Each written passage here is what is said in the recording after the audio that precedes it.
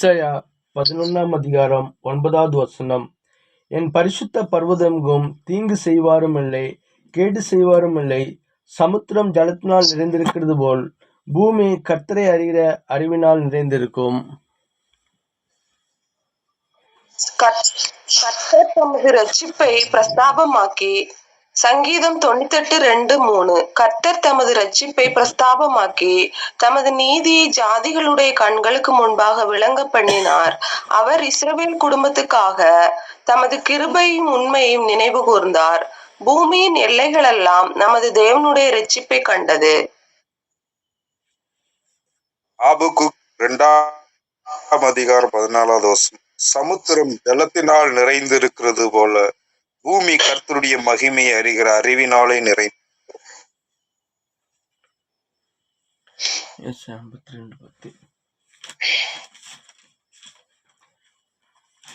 ஏசாயா 52:10. எல்லா ஜாதிகளின் கண்களுக்கு முன்பாகவும் கர்த்தர் தம்முடைய பரிசுத்த புயத்தை வெளிப்படுத்துவார்.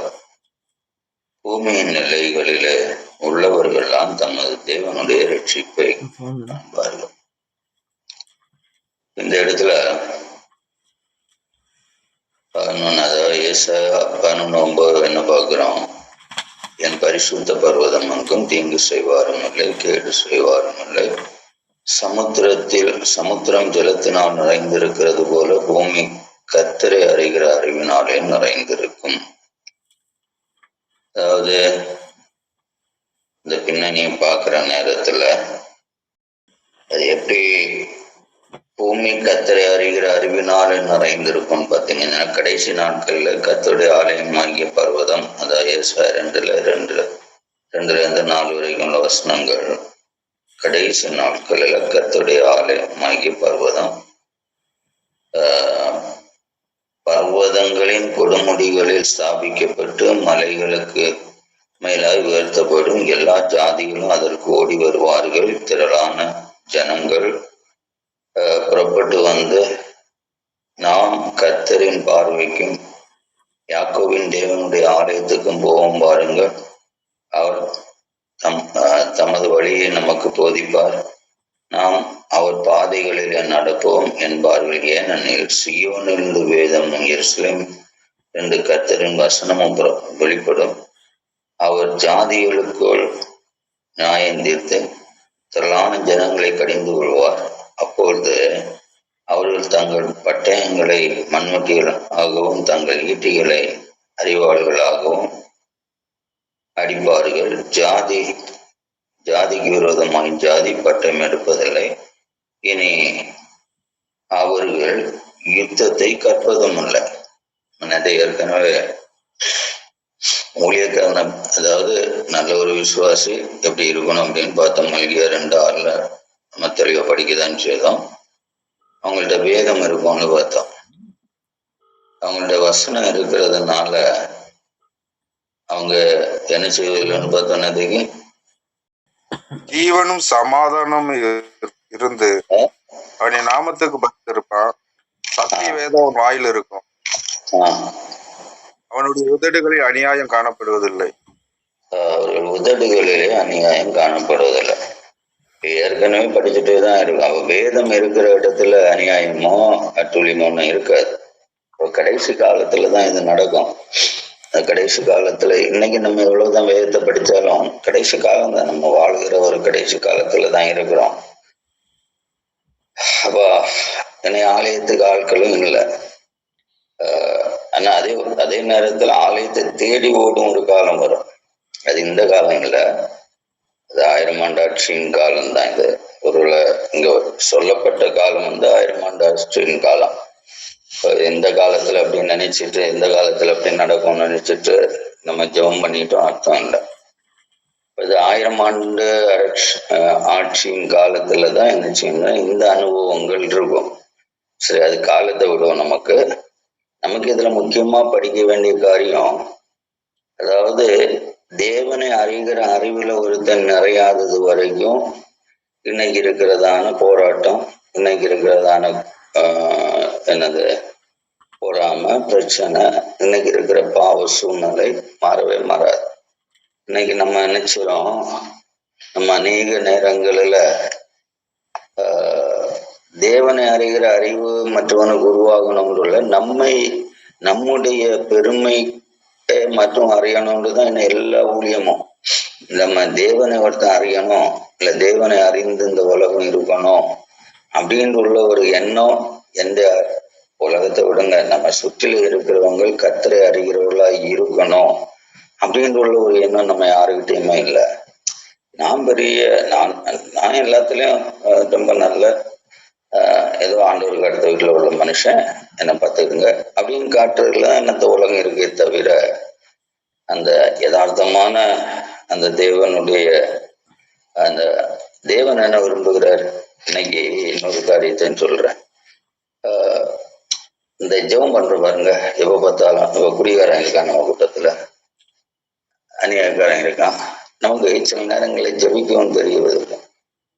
ஒழுக்கமான ஒரு ஜபம் எப்படின்னு சொல்லவு கூட அநேகருக்கு தெரியாது. எப்படி ஜபிக்கணும், அதாவது நம்ம எப்படி ஜபம் பண்ணிட்டு இருக்கிறோம். அதாவது ஆண்டவரே இவனை ரட்சியும், ஆண்டவரே அவனை ரட்சியும். கட்டாயம் ஆண்டவர் ரட்சிக்க முடியாது. ரட்சிப்பெல்லாம் கிட்டதான் இருக்கு. ரட்சியம் அதான் நீங்க ஒருத்தனை ரட்சிங்கன்னு சொல்றதுக்கு முன்னாடியே ஆண்டவரே அவனை ரட்சிக்கதான் விரும்புறாரு. நம்ம ஆண்டவர் அவனை ரட்சிக்கணும்னு தான் நீ நினைப்பதற்கும் நான் நினைப்பதற்கும் முன்னாடி ஆண்டவர் அவனுடைய ரட்சிப்புக்காக தான் காத்திருக்கிறார். அதுக்காக தான் ஜீவனை கொடுத்தார். ஆனா இவன் ரட்சிக்க விட மாட்டான். அது ஏன் ரட்சிக்க விட மாட்டான்? நீ இப்ப ரட்சிக்கும் இட்ஸ் அ ப்ரேயர். அதாவது நம்ம ஜபிக்கிற ஜபம் தவறான ஜபம். நம்ம ஜபத்துல இப்ப கர்த்தரை அறிகிற அறிவு அவனுக்கு உண்டாகட்டும் அப்படின்னு சொன்னா, இப்ப எப்போ உண்டாகும் அந்த அறிவு? அப்ப அந்த அறிவு அவனுக்கு ஏற்படுத்தணும் அப்படின்னு சொன்னா லட்சியம் சொல்லிட்டு இருந்த கதை நடக்க கர்த்தரை அறிகிற அறிவு அவனுக்குள்ள உண்டாகணும். அப்ப கர்த்தரை அறிகிற அறிவு இப்ப வீட்டாரால உண்டாகாது, பக்கத்து ஊழியக்காரனால உண்டாகல அப்படின்னா என்ன செய்கிறது அப்படின்ற எண்ணமே நமக்கு வராது. அவன் தேவனை அறியும் போதுதான் அவன் ரட்சிக்கப்பட முடியும். அப்ப தேவனை அவனால அறிய முடியல. அதுக்கு காரணம் என்ன? நான் வீட்டுல இருந்து ஜெபம் பண்ணேன், அவனுக்கு தேவனை அறிகிற அறிவு உண்டாகல. நான் பயங்கரமா ஜெபம் பண்றேன், நான் காலையில எழும்பி இருந்து ஜெபம் பண்றேன், நான் முட்டில இருந்து ஜெபம் பண்றேன், நான் உபவாசம் பண்ணி ஜெபம் பண்றேன். ஆனா தேவனை அறிகிற அறிவு பூமியில யாருக்கும் இல்லை. நம்ம வீட்டுக்கு அடுத்தவனை விடுவோம், நம்ம வீட்டுக்குள்ள உண்டாகல. ஏன் உண்டாகல அப்படின்னு சொன்னா, தேவனை அறிகிற அறிவை உண்டாக்குவதற்கு நம்ம என்ன செய்யணும்? அதை தடை பண்ணுகிற அந்த சக்தியை தான் கடிந்து ஜபிக்கணுமே தவிர நம்ம என்ன செய்யக்கூடாது. ஆண்டவரை இவனை ரட்சியும் இல்லை. அவன் ரட்சிக்கப்படாதபடி அவனை தடை பண்ணுவது 2 கொரிந்தியர் 4:4 என்ன சொல்லி இருக்கு? அவனுடைய மனக்கண்ணை குருட்டாடுகிற அந்தகார கிரியை அங்க இருக்கு. அவனுக்கு மனக்கண்ணை துறையும் ஜபிக்கணும், அந்தகாரத்தை கடிந்து ஜபிக்கணும். அவனுடைய வசனத்தை அவன் ஏற்றுக்கொள்ளாதபடி தடுக்கிற அந்த சக்திகளை நம்ம என்ன செய்யணும்? கடிந்து ஜபிக்கணுமே தவிர ஆண்டவரே இவனை ரட்சியும் அவன் நிச்சயமா சாவு வரைக்கும் ரசிக்க விட மாட்டான். ஏன்னா இங்க என்ன எழுதி இருக்கு? பூமியில எல்லாரும் என்ன செய்வாங்க? அவரை அறிகிற அறிவுல நிறைந்திருப்பார்கள். அப்போதான் என்ன செய்ய முடியும்? ரட்சிக்க வரும். பூமியில அவரை அறிகிற அறிவு வராத வரைக்கும், அப்ப அவரை அறிகிற அறிவு வரல. இப்ப யாருனால வரல? என்னால வரல, வேற ஒருத்தனால வரல, அப்ப இன்னொருத்தனால வரும். எப்பவுமே ரட்சியும் சொல்லிக்கிட்டே இருந்தா அது ரட்சிப்பு நடக்காது. காரணம், நீ ரட்சிக்கணும்னு ஒருத்தன் ரட்சிக்கப்படணும்னு நீ விரும்பதை காட்டிலும் அதுக்கும் அதிகமாய் விரும்பிதான் தேவன் அவனுக்காக மரித்திருக்கிறார். மரித்து உயிர்த்த ஆண்டவருடைய ஆசை என்னது? எல்லாம் ஒரு மனுஷன் போலும் கெட்டு போகல எனக்கு சித்தம் இல்லைன்னு தான் சொல்றாரு. அதனால அவருடைய ஆசையும் ரட்சிக்கப்படணும். அவன் ரட்சிக்கப்படணும்னு அவர் விரும்பும் போது நம்மவும் போய் நின்றுகிட்டு ரட்சி ஆண்டவரேன்னு. அப்ப அந்த ரட்சிப்புக்கு தடையா இருக்கிறது அவரை அறிகிற அறிவை தடுக்கிற ஒரு சக்தி. அந்த சக்தியை பேருதான் பிசாசு. அப்ப அதை கடிந்துதான் ஜெபிக்கணும். என் வீட்டை சுற்றிலும் என் வீட்டுக்குள்ள வருகிற குடியின் ஆவிய, போதையினுடைய ஆவிய, பெருமையின் ஆவிய, அகந்தையின் ஆவிய நான் கடிந்து ஜெபிக்கிறேன். ஜெபத்தை கொஞ்சம் மாத்தி பிடிச்சு பாருங்களா. நம்ம வாழ்க்கையில எவ்வளவோ ஜெபம் பண்ணியாச்சு. நானும் 40 வருஷமா ஜெபம் பண்ணியாச்சு. ஆனா ஒன்றும் நடக்கல. அப்படியேதான் இருக்கிறான். அப்ப காரணம் ஜெபம் பண்ண தெரியாம ஜெபம் பண்ணுங்கதான் காரணம். அப்போ வீட்டுக்குள்ள அந்தகார ஆவிகள் உள்ள வராத இருக்க அவனை பந்தனப்படுத்திருக்க, அவங்க மனச குருட்டாட்டம் பண்ணுகிற அந்த சக்திகளை வெந்தித்து ஜபிக்கிற ஒரு அறிவு நமக்கும் வேணும். நமக்கு அறிவு இல்லாம நம்ம ஜெபம் பண்ணணும். அந்த அறிவு ஆண்டவர் எங்கேயாவது எவனையாவது ரட்சியம் பண்ணாரா? இல்லவே இல்லை. அதாவது ஆண்டவர் அவருடைய ஜெபத்துல பாத்தீங்கன்னா லூக்கா 10:2 ஒண்ணு ஆச்சு. லூக்கா 10:2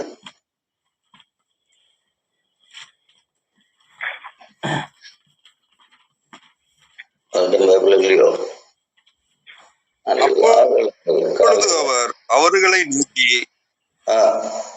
அப்பொழுது அவர் அவர்களை நோக்கி அறுப்பு மிகுதி, வேலையாட்களோ கொஞ்சம். ஆகையால் அறுப்புக்கு எஜமான் தன் வேலையாட்களை அனுப்பும்படி அவரை வேண்டிக் கொள்ளுங்கள். ஆண்டவரே என்ன இல்லைங்க, வேற ஒருத்தனையாவது அனுப்பி, அதாவது யாரையாவது அனுப்பி, இப்ப ஒரு ஆள் இல்லைங்க இன்னொரு ஆள்ல ஒருத்தன் ரட்சிக்கப்படுவான். அதுக்கு வேண்டிதான் இந்த பிரசங்கிமாரை கூப்பிட்டுட்டு வர்றது. ஆனா இப்ப அப்படிப்பட்ட இந்த ரட்சிப்பை பற்றி உள்ள ஒரு சிந்தனை இல்லாம வராங்க. அதனாலதான் என்னது ஆண்டோடைய ஜெபமே அற்புத மிகுதி, வேலை ஆட்கள குறவு. அதனால ஆண்டவரா, அப்போ நம்ம சொல்ல வேண்டிய ஆண்டவரே, இவனை ரட்சிக்கக்கூடிய, ரட்சிப்புல நடத்தக்கூடிய ஒரு ஊழியக்காரனை எனக்கு அனுப்பிட்டாரோ, இல்ல இந்த நாளுடைய வசனத்தினால, இந்த நாளுடைய வார்த்தையினால, ஆண்டவரே இந்த நாளில நாங்க கேட்கிற சத்தியங்கள்னால இவனுடைய ரட்சிப்பு அந்த வேதத்தின் மூலமாய் வெளிப்படுத்தும் அப்படின்னு சொல்லி நம்ம ஜெபிக்கணுமே தவிர, அற்புதமாக இது நிறைய வேலை இருக்கு. ஆட்களை தான் அனுப்ப சொல்றாரு. அப்போ ஒன்ன கொண்டு முடியலைன்னு சொன்னா இன்னொரு ஆளு. இப்போ சிலருக்கு மேக்ஸ் தெரியாதவனுக்கு போய் யார இங்கிலீஷ் வார்த்தையான கொண்டு விட்டுக்கிட்டு மேக்ஸை படிப்பீங்கன்னா அப்படிதான் இருக்கும். அதனால ஒவ்வொருத்தருடைய அழைப்புல வித்தியாசங்கள் உண்டு. ஆனா என் புருஷனை இல்லை என் குடும்பத்தை இல்லை என் பிள்ளைய ஆண்டவரை சந்திக்கக்கூடிய ஊழியம் என் திருச்சபையில நடக்க இன்னைக்கு உள்ள வசனங்கள் யார் மூலமா இருந்தாலும் சரி, இன்னொருதான் இவர் தான் பெரிய பிரசங்கேரி, இவர் தான் ஆண்டவரை யார் மூலமாவது என் குடும்பத்துக்குள்ள என்னை குறிப்பிட்ட நபருக்கு மேல தெய்வ வார்த்தை செயல்படத்தக்கதாய் ஆண்டவரே இந்த நாளை நீர் ஆண்டவரே எனக்கு ஆசீர்வதித்து தாருன்னு ஜெபிக்கணும். சும்மா நம்ம தோணல இல்லை, அங்கேயே அவர் என்ன செய்யாரு, ரட்சிக்கப்பட வைக்கிறது உனக்கு மட்டுமல்ல தேவனுடைய சித்தமாய் இருக்கிறதுனால அதை சும்மா சொல்லி ஜெபம் பண்ணிட்டு அர்த்தம் இல்லை. முதலாவது அவனுடைய மனக்கண்ணை திறக்க விடாதபடி தடுக்கிற அந்தகார சக்திகளை கடிந்து ஜபிக்கிற அறிவுக்கு நேராக நம்ம போகணும். அந்த சாத்தானை நிறுத்துகிற அதிகாரம் உள்ள விசுவாசியா மாறணும்.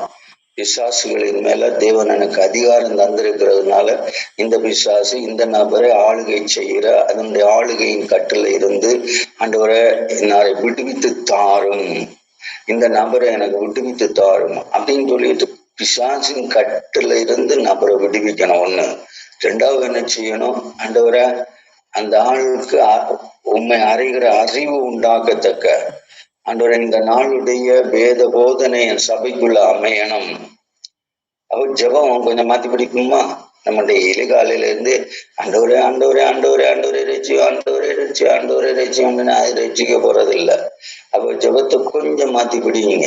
ஆண்டவரை இந்த நாளுடைய செய்தி உண்மை அறிகிற அறிவை தடஸ்தம் பண்ணுகிற சத்ருவை நான் கடிந்து ஜெபித்து அந்த மனக்கண்களை திறந்து ஏற்படுத்துங்க. என்னன்னா நீர் சொல்லி இருக்கிறேன், அந்த உம்முடைய பர்வதம் உம்முடைய சமூகத்துல உம்முடைய ஆராதனையில உம்முடைய நாளில ஆண்டவரே சமுத்திரம் ஜலத்தினால் நிறைந்திருக்கிறது போல உண்மை அறிகிற அறிவுல ஜனங்கள் நிறைந்திருப்பார்கள் என்று வாக்குத்தத்தம் பண்ணி இருக்கிற அந்த அனுபவத்தை எனக்கு நீங்க ஏற்படுத்தி தாருங்கன்னு கேளு.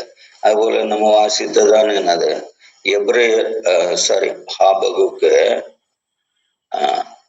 ஆபகுக்குல என்ன 14 என்ன சொல்லி, சமுத்திரம் ஜலத்தினால் நிறைந்திருக்கிறதோ, பூமி கர்த்தருடைய மகிமை அறிகிற அறிவில் நிறைந்திருக்கும். தேவனுடைய மகிமை அது என்னது? சாத்தானை அந்த அதிகாரங்கள் ஆண்டவர் என்னது விரட்டுகிறது. சாத்தானுடைய அதிகாரங்களின் மேல் ஜெயம் எடுக்கிறது. அதாவது அவருடைய மகிமையும் அறிவும் அறிகிற அறிவும் பூமியில நிறைந்து இருக்கும். தேவனுடைய மகிமை சாத்தான் மேல் அதிகாரம், இயற்கையின் மேல் அதிகாரம், எல்லாம் அந்த பிரபஞ்சத்தின் மேல் அதிகாரம் உள்ள ஒரே ஒரு தேவன் நம்முடைய கர்த்தர் யெகோவா. அப்போ அவருடைய வல்லமை இந்த பூமியில வெளிப்படணும். அப்ப அந்த ஆசை இருக்கணும். இனி நம்ம வாசித்த 98வது சங்கீதத்துல என்ன வாசிக்கிறோம்? அவருடைய ரட்சிப்பு பிரஸ்தாபமாகி தமது நீதியை ஜாதிகளுடைய கண்களுக்கு முன்பாக விளங்க பண்ண நீர். அது ரொம்ப முக்கியமானது. எல்லாரும் அவருடைய ரட்சிப்பின் பிரஸ்தாபத்தினால தெய்வ நீதியும் புரியக்கூடிய ஒரு கிருபையை கத்த தரணுங்கிறது நம்ம ஜெபிக்க வேண்டியதா இருக்கு. இன்னைக்கு கடைசியா பார்த்ததானே ஏசாவில் என்ன பார்த்தோம்? ஜாதிகளின் கண்களுக்கு முன்பாக கர்த்தருடைய மகிமையின் பரிசுத்த புயத்தை அவருடைய செயல்பாடு வெளிப்படுத்துவார். பூமி நிலைகளில் எல்லாம் உள்ளவர்கள் தமது தேவனுடைய ரட்சிப்பை காண்பார்கள். அப்ப ரட்சிப்பு ஏற்கனவே இருக்குது, ரட்சிப்பு காணணும். இப்ப இவன் ரட்சிப்பை கண்டு தீரணும். இப்ப ரட்சிப்பு காண முடியல, கண்ணை குருடாகி போச்சு.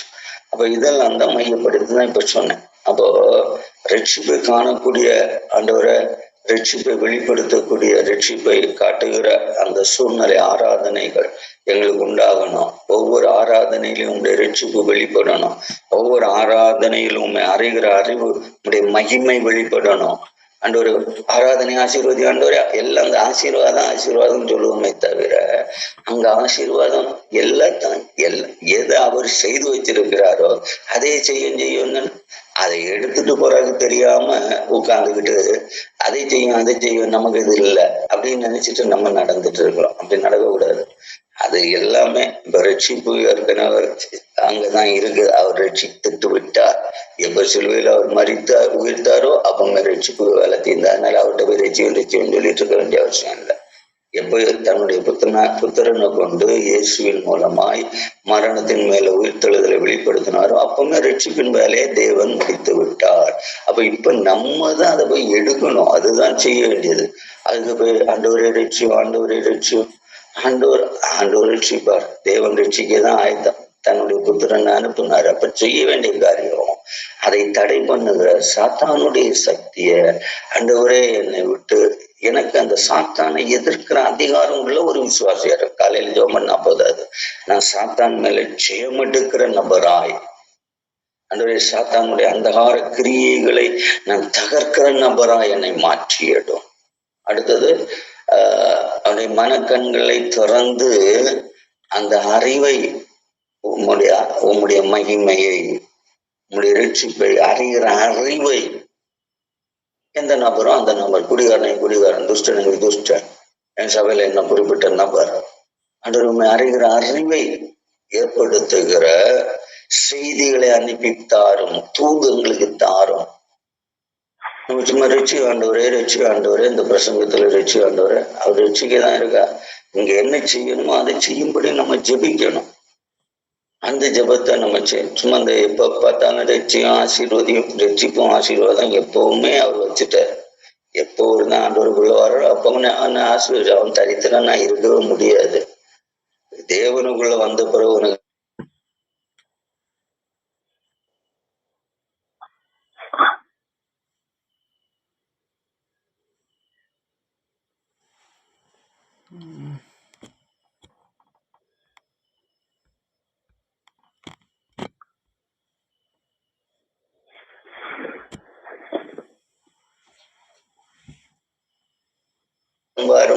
வாரும் ஒழிச்சுக்கிட்டே உட்கார்ந்துருக்கும். காலையில எழுமணுன்னே வாரும் ஆண்டவரை அவர் வந்ததுனாலதான் நீ எழும்புன. அப்ப இப்போ என்னுடைய நிலைமைகளை எப்ப பார்த்தாலும் ஜெபத்துல பாருங்க, ஆண்டவரே வரும், ஆண்டவரே இதை செய்யும், ஆண்டவரே அதை செய்யும்.